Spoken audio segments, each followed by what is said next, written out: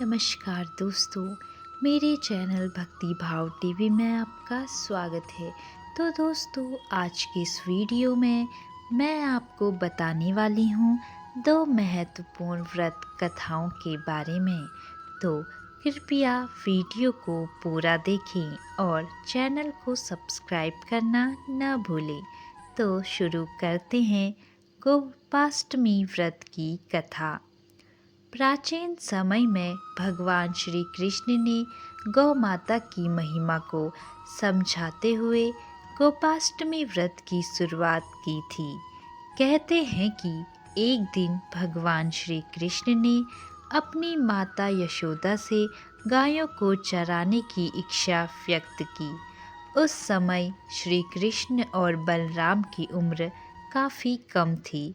माता यशोदा ने उनके इस अनुरोध को पहले तो अस्वीकार कर दिया, परंतु भगवान कृष्ण के बार बार अनुरोध करने पर उन्होंने श्री कृष्ण और बलराम को गाय चराने की अनुमति दे दी। गोपाष्टमी के दिन श्री कृष्ण और बलराम अपने मित्रों के साथ पहली बार गायों को चराने वन में गए। उसी दिन से गोपाष्टमी का पर्व मनाने की परंपरा आरंभ हुई। इस दिन श्री कृष्ण ने गायों की सेवा की और उन्हें हरी हरी घास खिलाई। भगवान श्री कृष्ण का यह कार्य गौ सेवा का प्रतीक माना गया। गोपाष्टमी पर श्री कृष्ण और बलराम ने गायों की रक्षा का संकल्प लिया और यह प्रतिज्ञा की कि वे हमेशा गौ माता की रक्षा करेंगे। इस दिन से गौ पालन, गौ सेवा और गौ संरक्षण का महत्व बढ़ गया। तब से हर साल गोपाष्टमी के दिन गायों की पूजा की जाती है और गौ माता के प्रति सम्मान प्रकट किया जाता है। गोपाष्टमी के दिन व्रत रखने और गौ माता की पूजा करने से पुण्य मिलता है और भगवान श्री कृष्ण की कृपा प्राप्त होती है। गोपाष्टमी व्रत में व्रती को गायों की पूजा करनी चाहिए, उन्हें अर्घ्य देना चाहिए और विशेष रूप से हरे चारे व गुड़ से उनका भोग लगाना चाहिए। गोपाष्टमी का व्रत करने से जीवन में सुख, समृद्धि, शांति और भगवान श्री कृष्ण की कृपा प्राप्त होती है। गोपाष्टमी व्रत के दिन गौ माता और भगवान श्री कृष्ण की पूजा का विशेष महत्व है।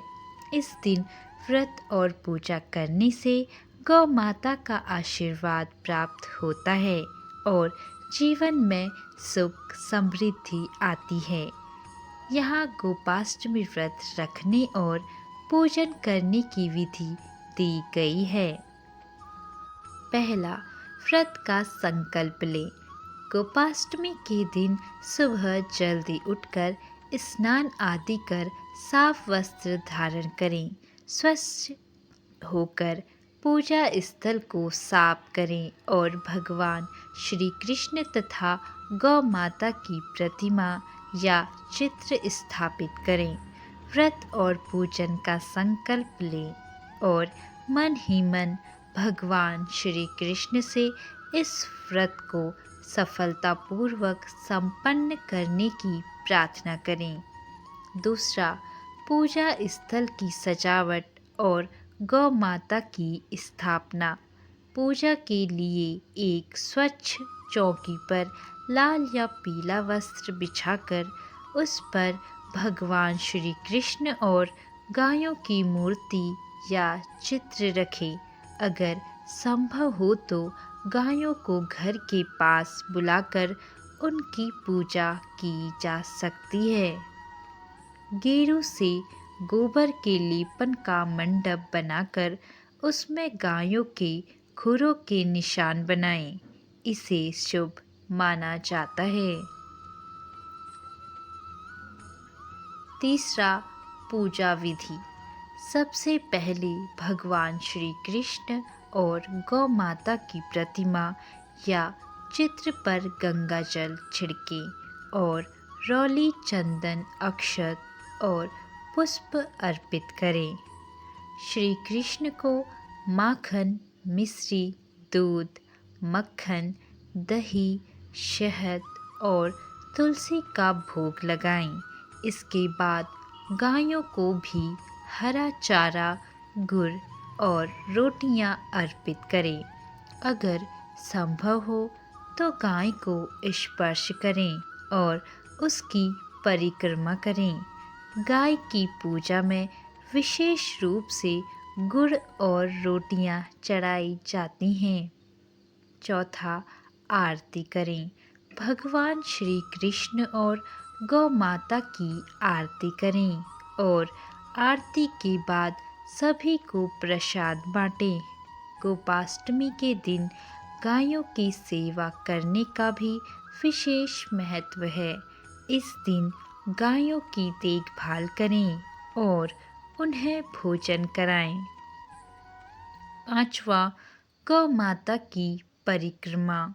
गौ माता की 3 या 7 बार परिक्रमा करें और उनके चरण स्पर्श कर आशीर्वाद प्राप्त करें।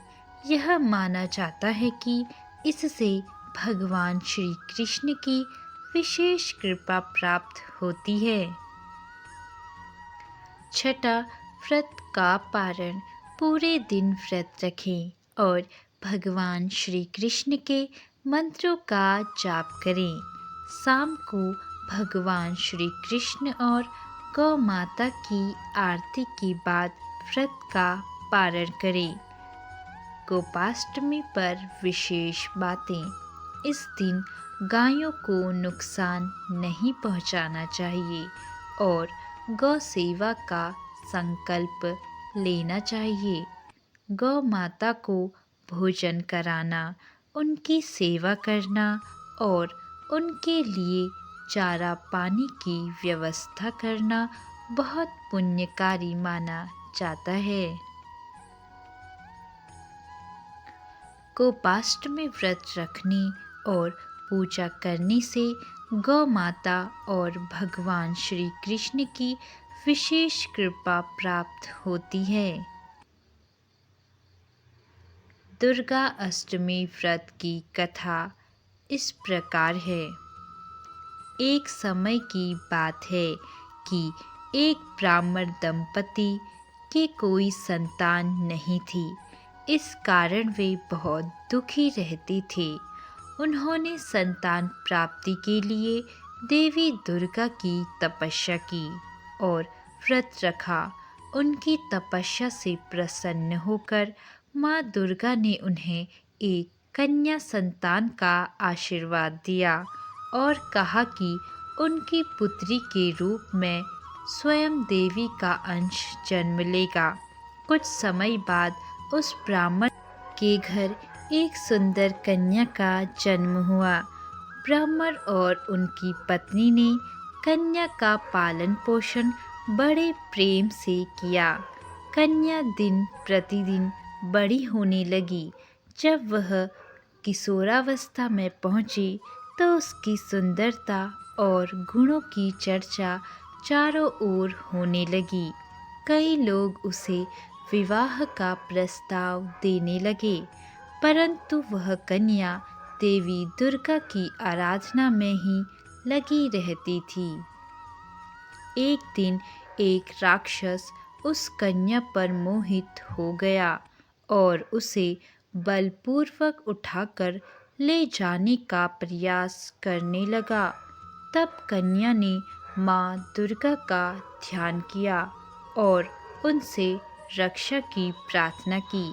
देवी दुर्गा ने प्रकट होकर उस राक्षस का संहार किया और उस कन्या की रक्षा की। कहते हैं कि उस दिन अष्टमी तिथि थी, इसीलिए तभी से दुर्गा अष्टमी का व्रत किया जाता है। इसे करने से सभी संकटों का नाश होता है और देवी दुर्गा की कृपा प्राप्त होती है। इस दिन व्रत रखने से घर में सुख समृद्धि आती है और संतानहीन दंपतियों को संतान प्राप्ति का आशीर्वाद मिलता है। यह व्रत करने वाले व्यक्ति को अष्टमी के दिन माँ दुर्गा की पूजा अर्चना कर व्रत कथा का पाठ करना चाहिए और माँ दुर्गा से परिवार की सुख शांति समृद्धि तथा रक्षा की प्रार्थना करनी चाहिए।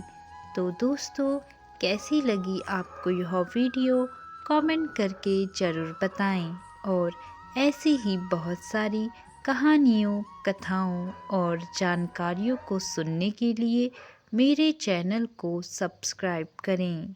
धन्यवाद।